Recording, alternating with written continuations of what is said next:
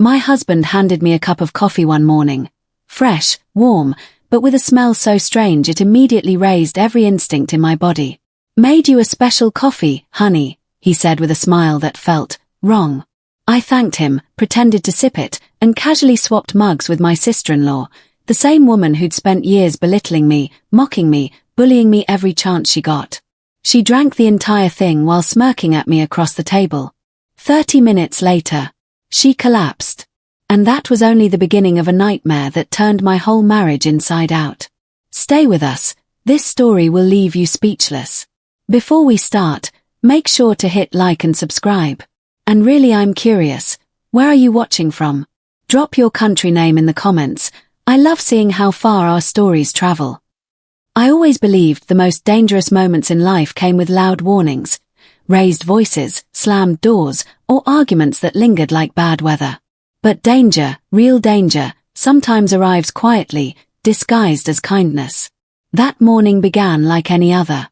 Sunlight filtered through the blinds, the house smelled faintly of toasted bread, and I was sitting at the kitchen table checking emails when my husband, Ethan, walked in holding 2 steaming mugs of coffee. He never made coffee. Not once in our 7-year marriage. I should have known right there. "Made you a special coffee, honey," he said, setting the mug in front of me with a smile that stretched a bit too far. His voice sounded warm, but something about it felt rehearsed. I lifted the mug and instantly noticed it. The smell. It wasn't the usual rich, nutty aroma I loved. This smelled sharp, bitter, almost metallic. New blend. I asked lightly. He didn't meet my eyes. Something like that. Before I could press further, my sister-in-law, Brianna, strutted into the kitchen wearing her usual smug expression, the one she saved especially for me. She and Ethan chatted casually, like always, like I didn't exist. Brianna had bullied me since day one. Rude comments, rolling eyes, snide remarks about my cooking, my clothes, even my weight. I'd learned to smile through it, to pick my battles, but today something felt different. Ethan leaned on the counter, watching me closely, too closely, as I brought the mug toward my lips. A strange unease crawled up my spine. Why was he staring like that? Why did this coffee smell so wrong? I lowered the mug slowly, pretending to adjust my seat. Brianna laughed at something Ethan said, tossing her hair back with that irritating confidence. And then, the idea clicked. A quiet, instinctual, terrifying idea. Maybe it was nothing. Maybe I was being dramatic. Maybe the smell was just a burnt blend. But the look in Ethan's eyes, nervous, expectant, told me something was off. Very off. I smiled sweetly, masking the fear tightening in my chest. If something was wrong with that coffee, I needed to know. And I wasn't about to be the one who found out the hard way.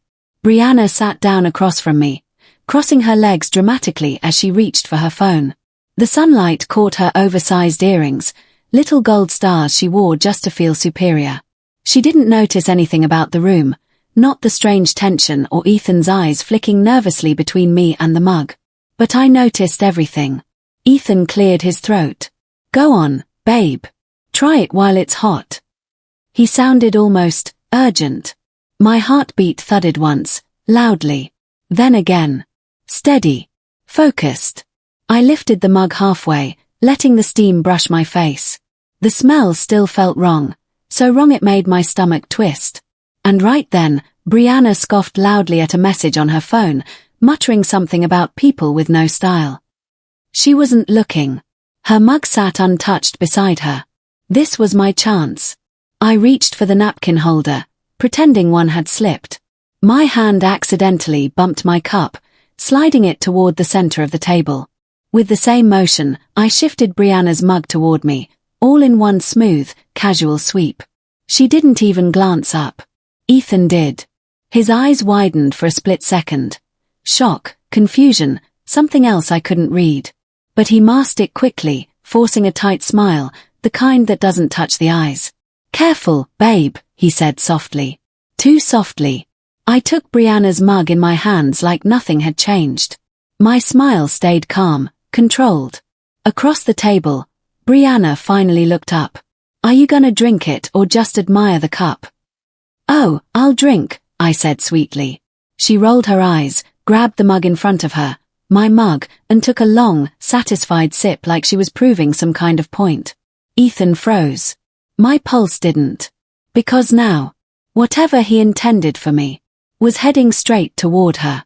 And all I could do was sit there and watch. For the first 15 minutes, nothing happened.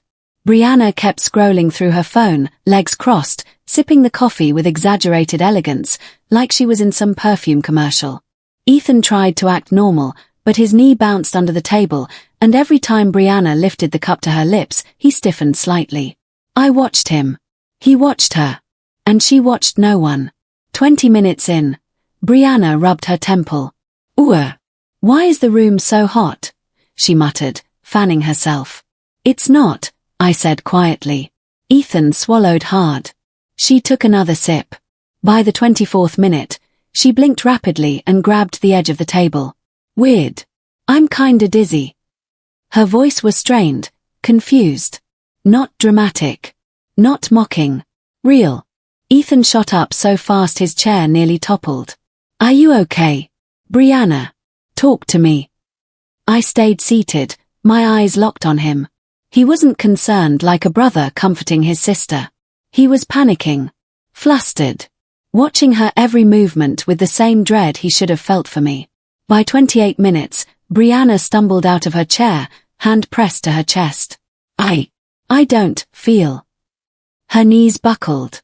Ethan lunged forward, catching her just before she hit the floor. Bree, hey, stay with me. Her eyes fluttered. Sweat beaded on her forehead. Call 911. Ethan yelled at me. His voice cracked. Not from concern for her, but from fear that the plan had gone wrong. I grabbed my phone, but my hands didn't shake. Not even a little.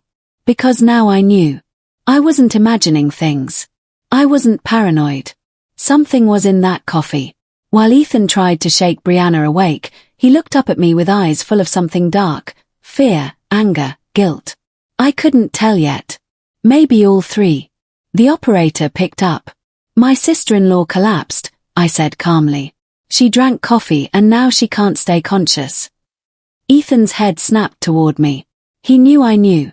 30 minutes after that strange smell, everything changed. The ambulance lights painted our living room red and blue as paramedics rushed Brianna onto the stretcher. Ethan hovered beside them, pacing, running his hands through his hair, muttering please, please, please under his breath. Not once did he look at me. Not even when the paramedic asked, what did she consume? She had coffee, Ethan said quickly. Too quickly. Same as all of us. Not really, I murmured. Ethan shot me a warning look, sharp, panicked, desperate. At the hospital, everything blurred into white walls and echoing footsteps. Nurses rushed Brianna into an examination room while we were left in the waiting area. Ethan collapsed into a chair, elbows on his knees, breathing hard. He looked terrified. But again, not for the reasons a normal brother would be. After 20 minutes, a doctor approached us, face serious. What exactly was in that coffee? He asked. Ethan stood immediately. Just coffee. She's got low blood pressure sometimes. Maybe that's it. The doctor didn't look convinced. She's showing signs of exposure to an unknown substance. We need to run more tests. My heart dropped, even though I already knew. Ethan froze for half a second, barely noticeable, but I saw it. His jaw clenched. His eyes darted toward me. Then away. The doctor continued, we need both of your statements. Did anyone else drink the same coffee? Yes, Ethan said before I could answer. No, I said at the same time. He whipped his head toward me. The doctor raised an eyebrow. Which one is it? I folded my arms, holding Ethan's gaze. We had different mugs. The doctor nodded. Then we'll need you to stay available for questioning.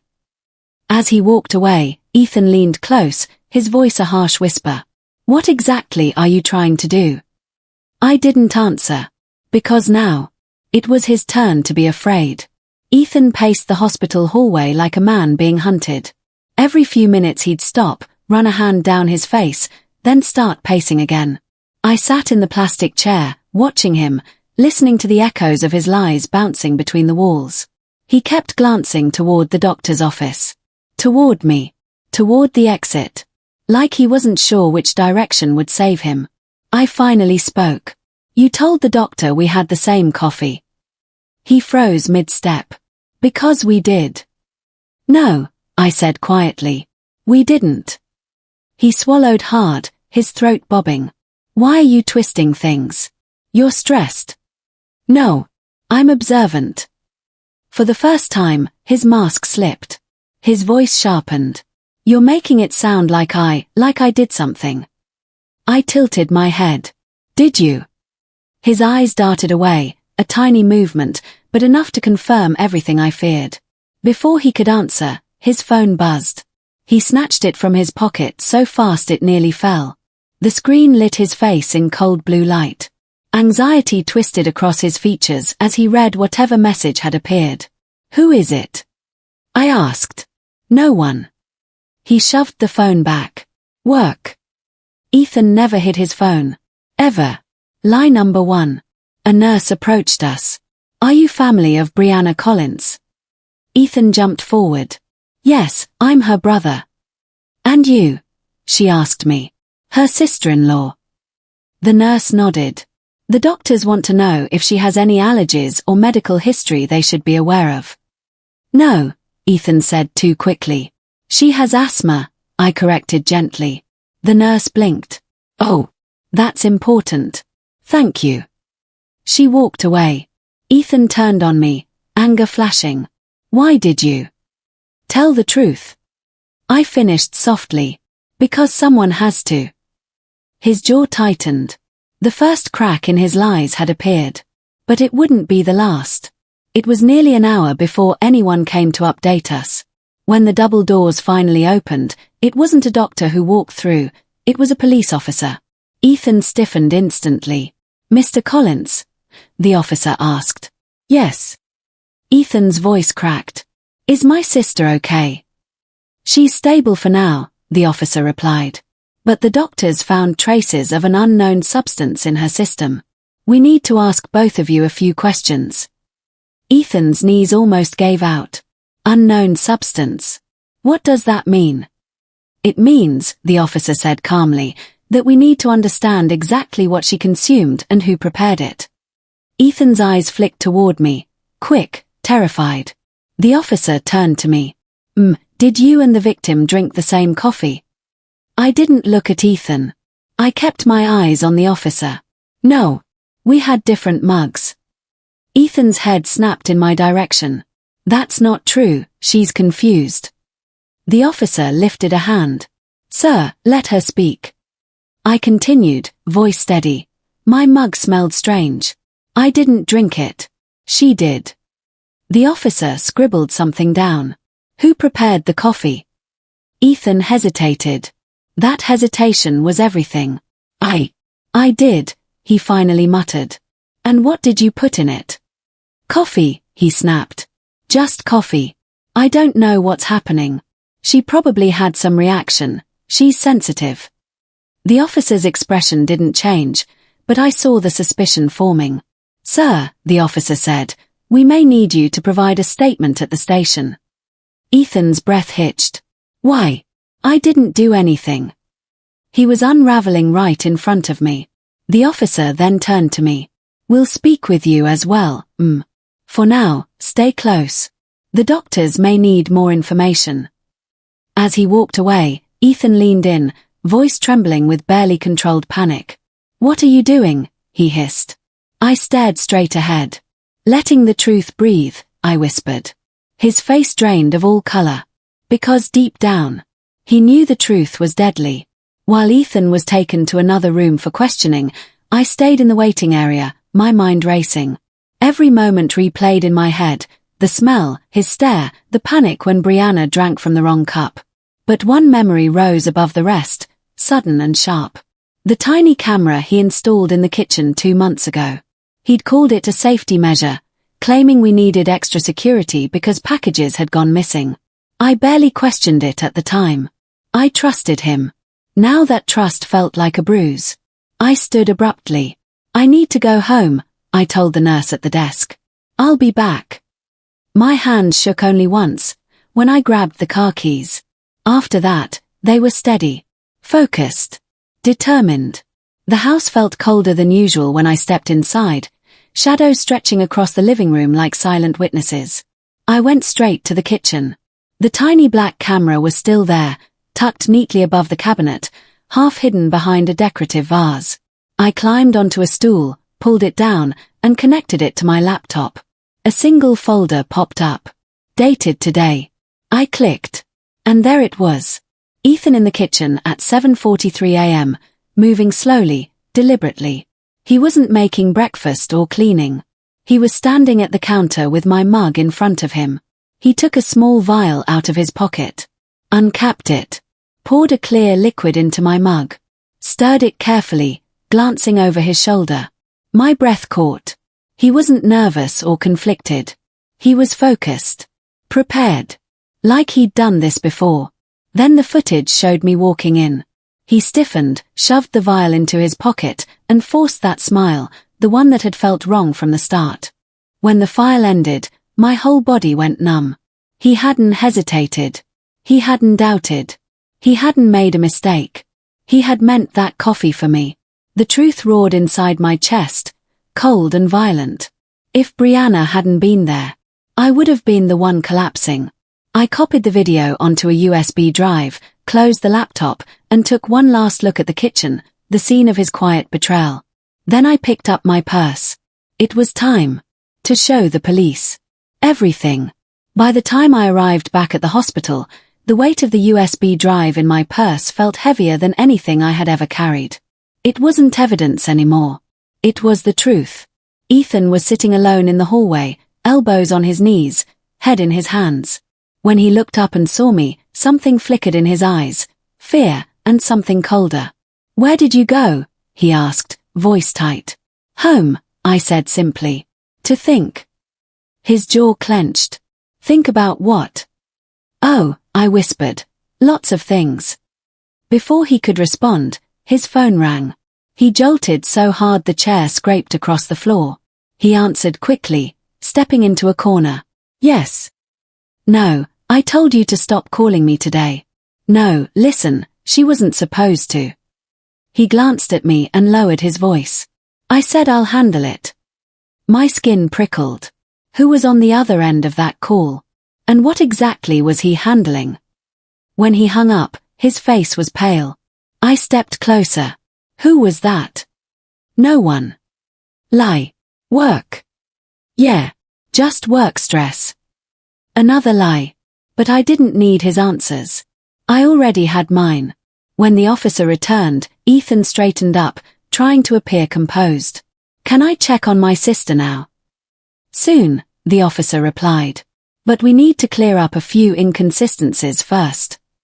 "Inconsistencies?" Ethan laughed nervously. "What inconsistencies?" "Financial," the officer said. Ethan froze. "Your sister had large transfers coming from your account this past month. Payments she never made. We need to know why." My stomach tightened. Ethan swallowed. "That was for her car repairs. I loaned her money." The officer raised an eyebrow. "Then why did the funds go to an online gambling site registered under your name?" Ethan stuttered. I don't, that's gambling, debt, secrets." Suddenly, all the late-night work calls, the missing money, the strange panic, it all snapped into place like a cruel puzzle. He was drowning in debt. And he had found a way out. Through me. Life insurance. A staged medical emergency. A payout. My voice was barely a whisper. "You were never trying to help Brianna," I said. His eyes flicked to mine, wide, guilty, terrified. He knew. I knew. And that was only the beginning. Ethan barely spoke on the drive home. His knuckles were white on the steering wheel, jaw tight, eyes glued to the road. The silence between us felt like a living thing, heavy, simmering, ready to explode. When we stepped inside the house, he finally snapped. "What the hell are you doing?" he demanded, slamming the door behind him. Talking to the police like that. Making me look guilty. I set my purse on the counter, calm. Too calm. You're doing that on your own. You're twisting everything, he shouted. You're acting paranoid, crazy. Am I? I stepped closer. Then explain the coffee. His mouth opened. Closed. He struggled for a lie and couldn't find one. Explain the smell, I said. Explain your phone calls. Explain the money transfers to gambling sites. Explain the panic when Brianna drank from my mug. Stop, he roared, slamming his fist onto the table. But the truth had already cracked him open. He turned away, pacing faster than before, running both hands through his hair. You don't understand. I'm under pressure. Work, money, everything is falling apart. So you decided I should fall apart with it? I asked softly. He spun around. I didn't mean for any of this to happen. Yes, I whispered, you did. For a moment, something dark flickered in his eyes, anger, desperation, maybe both. He stepped toward me, then stopped, trembling. You're ruining everything, he whispered. No, I said. You ruined everything the moment you touched my mug. His face twisted with something like defeat. Or realization. Or fear. Before he could speak, his phone buzzed again, loud, sharp, cutting through the tension. He flinched. I looked at the screen lighting up his pocket. And for the first time, he didn't try to hide it. A name flashed across the screen. One that would unravel everything. My phone rang before Ethan could answer his. The hospital's number flashed across the screen. I answered immediately. Hello. A nurse said. Brianna is awake. She's asking for you. Not for Ethan. For me. I grabbed my purse and walked straight out the door. Ethan followed. Panicked. Wait, why are they calling you? I'm her brother. I didn't bother answering. By the time we reached her hospital room, Brianna was sitting up, pale and trembling, but conscious. Her eyes flicked to Ethan. Fear flashed through them. And for once, she didn't hide it. Bree, Ethan rushed forward. Thank God. How do you feel? Don't touch me, she whispered. Ethan stopped dead. I stepped closer to the bed. Brianna, what happened before you collapsed? Do you remember anything? She nodded weakly, then looked at Ethan, her expression twisting with betrayal. I heard you. Ethan froze. Heard what? Her voice cracked. In the hallway, when you thought I was in the bathroom, you were on the phone with someone. You said. She swallowed hard. You said she didn't suspect a thing. That it had to happen today. My breath caught. Ethan's eyes widened in horror. Bree, you misunderstood. No, she whispered, shaking her head. I didn't. She looked at me now, tears filling her eyes. He wasn't talking about me. He was talking about you. Ethan's facade shattered. Brianna, he tried again, voice trembling. You're confused. You were sick. She cut him off, her voice a strained whisper. You said the insurance would clear the debt. That once she was out of the way, you'd be able to start over.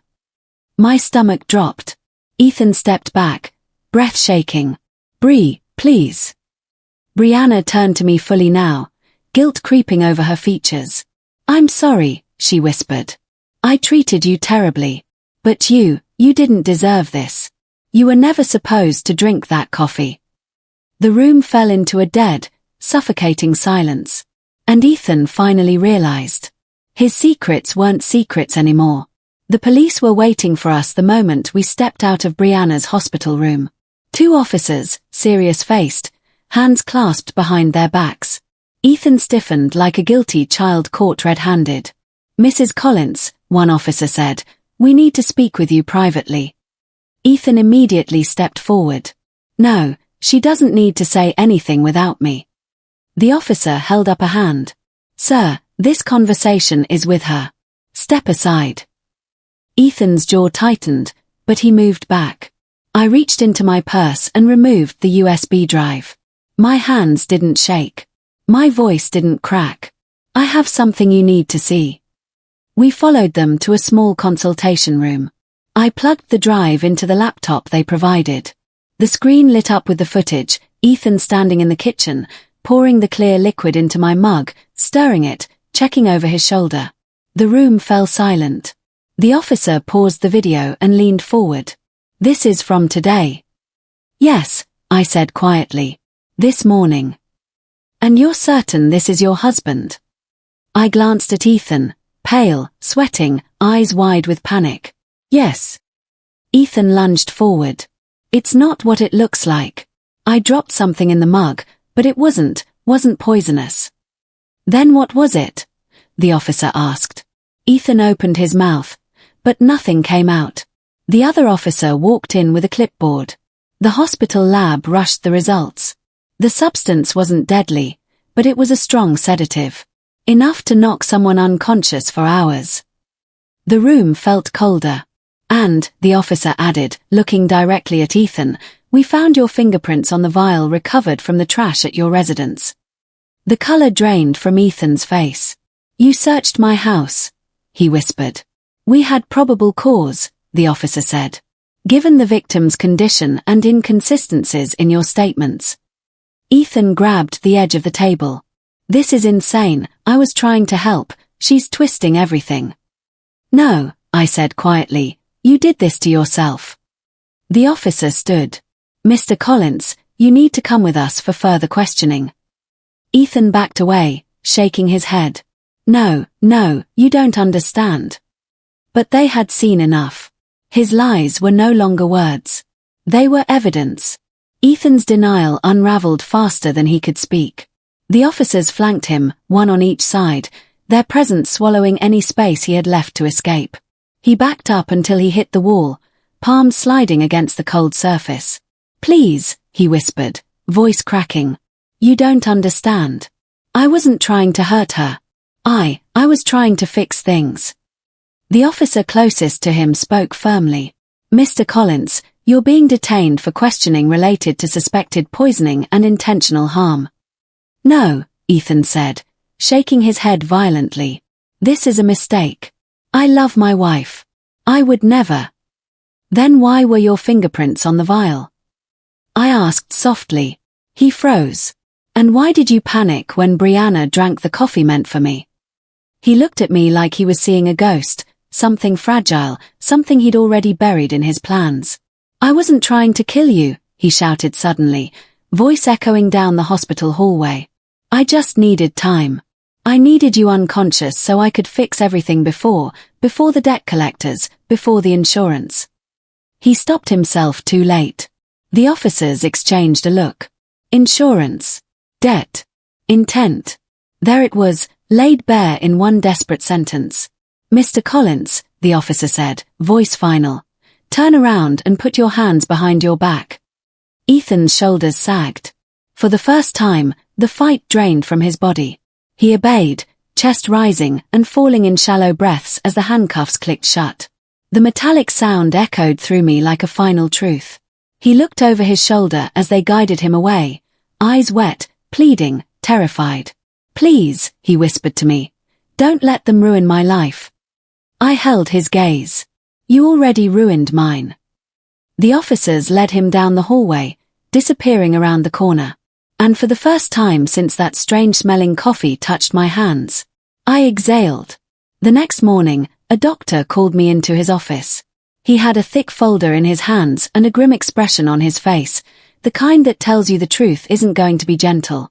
"Mrs. Collins," he began, opening the file, "the lab has completed the full chemical analysis." My fingers tightened around my purse strap. "And?" He slid a page toward me. "Your sister-in-law ingested a concentrated dose of a sedative mixed with a stabilizing agent, commonly used to induce unconsciousness without long-term damage." The smell. That sharp, metallic edge. My instincts had screamed for a reason. "Is it dangerous?" I asked. "In high doses, yes," he said. "It could cause respiratory failure. But in this case, the amount was just enough to incapacitate her for several hours." I felt the air leave my lungs. He hadn't been trying to kill me. He had been trying to stage something. The doctor continued, when paired with alcohol or certain medications, the effect can be much stronger. It's often used in malicious scenarios. He didn't need to say more. Did she have alcohol in her system? I asked. No, he replied. But we also found traces of something else, residual particles that suggest the mug had previously contained cleaning agents. This combination could have had serious consequences. Cleaning agents. My mug. The one I used to soak utensils the night before. The one Ethan grabbed without washing, intentionally or not. The doctor leaned back slightly. If you had swallowed that combination, depending on your body's reaction, the outcome might have been far worse. I swallowed hard, stomach twisting. What about Brianna? I asked. She'll recover, he said. She's lucky she didn't drink more. I nodded slowly. Lucky. She wasn't meant to be the one unconscious in a hospital bed. I was. The truth settled over me like a cold shadow. Ethan hadn't planned an accident. He had planned a beginning. A beginning where I simply disappeared for a while.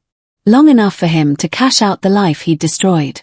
Brianna was sitting upright when I entered her room, a blanket wrapped around her shoulders and her eyes swollen from crying.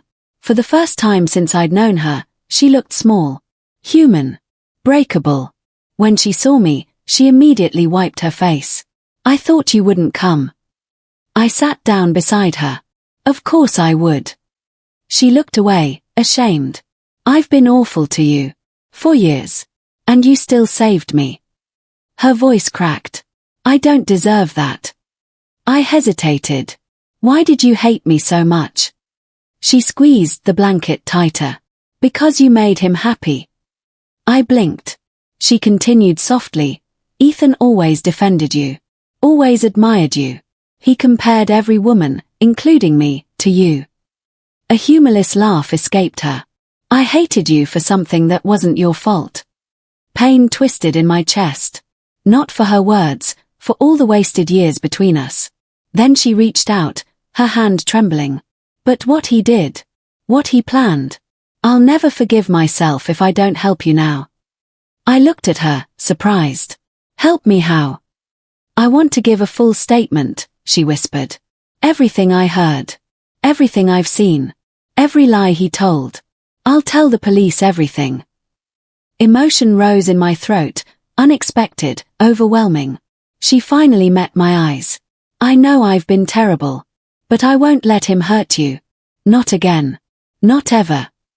For the first time since the coffee incident, I felt something loosen inside me. Not forgiveness. Not yet. But the beginning of something better. An ally. A survivor. A witness to the truth. Ethan didn't come home again. Not that I expected him to. The police kept him for further questioning, and by the following week, formal charges were filed. Attempted poisoning. Insurance fraud. Intent to cause bodily harm. Each word on the report felt like a final nail sealing a chapter one never thought I'd have to live through.